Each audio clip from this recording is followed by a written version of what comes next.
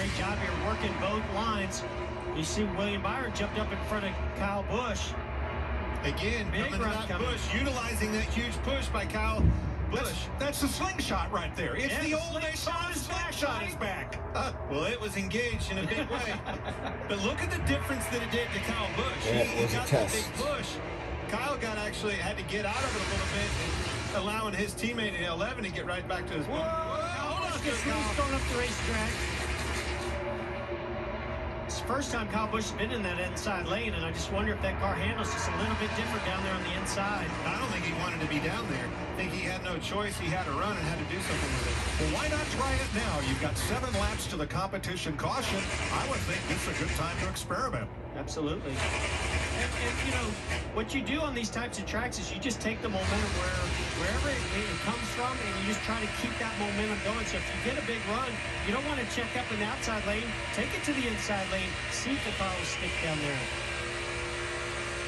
Something I'm noticing here, typically on these types of racetracks, we see those Fords being able to really lock bumpers and push and shove. We're not seeing where they could do that a whole lot. I just wonder, those Chevrolets, those Toyotas have had good speed super speedways, but because they can't lock bumpers, they've not been able to take full advantage of this style of racetrack. We're seeing that with the Chevrolets as they're 1, 2, 3 right now.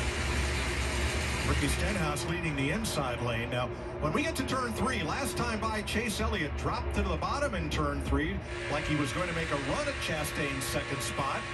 He's kind of doing it just like you do at Daytona. When they get single file in a line like that, try to make that pass, get the run down the straightaway, shoot down to the bottom, and make a pass. Didn't quite have the momentum this time, but that's what he's working on. Yeah, For the lead. Oh, here we go. Ross Chastain getting a big run, kind of like what you did that you saw to the 47 Stenhouse. He got a big enough, maybe push from behind, a big run, used the draft, was able to drop to the bottom and go right on by. Here's another look. Looks a lot like what Kyle Busch did to get the lead. He almost like held back to Chase Elliott to get that big push and the momentum and the draft.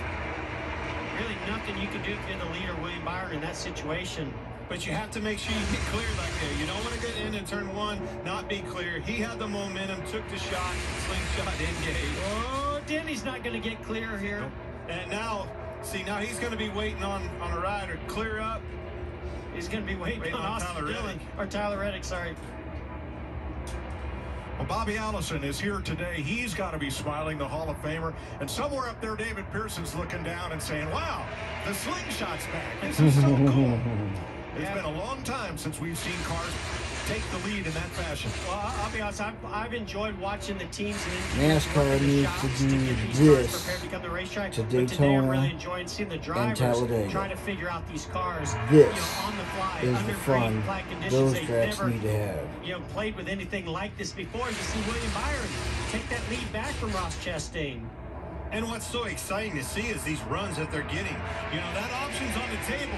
Do you have a big enough run to make that move, make that pass, and get clear? That's the decision that's on the plate for these guys. Joey Logano goes downstairs and moves up even with third spot. And he's got help. Yeah, he does have help with Denny Hamlin, who's got a good handling, fast race car. And here comes Tyler Reddick. So look at that big push that Joey Logano was able to get there. But much like we saw out of Denny Hamlin and Denny's teammate Kyle Busch, it's a chess match going on out there. Don't make that move if you can't get clear, because you get mired back in traffic and it's the next guy's opportunity.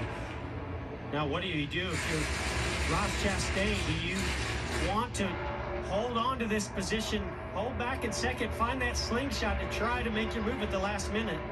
I think you do, as long you can afford to take that. Take the shot, take the pass, as long as you can get up and get it back in line on that outside. Coming to lap 45, and after the field cycles through, they will waive the competition caution.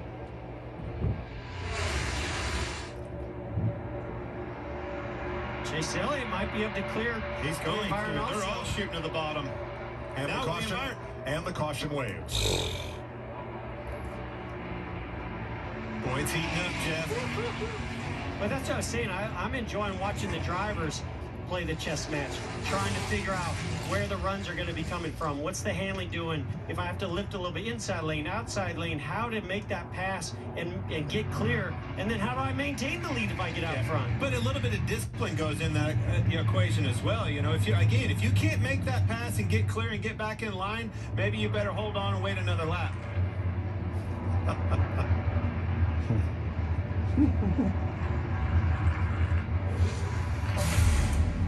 April 6th.